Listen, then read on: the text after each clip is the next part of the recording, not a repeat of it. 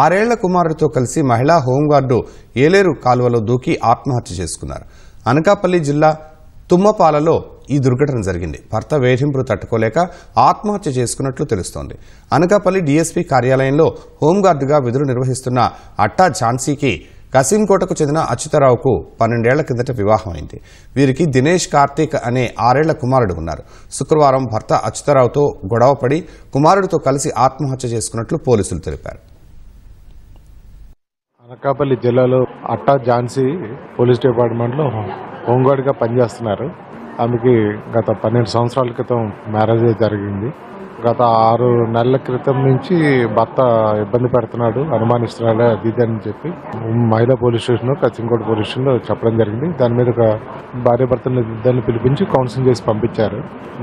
మొన్న శుక్రవారం ఉదయం ఇలాగే భర్త ఇబ్బంది పెడుతున్నాడు, వేధిస్తున్నాడు అని చెప్పేసి కొడుకుతో పాటు అనకాపల్లి వచ్చేసి తుంపాల దగ్గర ఉన్నటువంటి ఏలేరు కనాల దగ్గర సూసైడ్ చేసుకోవడం జరిగింది. దాని మీద కేసు నమోదు చేశాము. ఎవరైతే భర్త ఉన్నాడో భర్తని కూడా మనం అరెస్ట్ చేయడం జరుగుతుంది. ఈ కేసు ఇన్వెస్టిగేషన్లో ఉంది.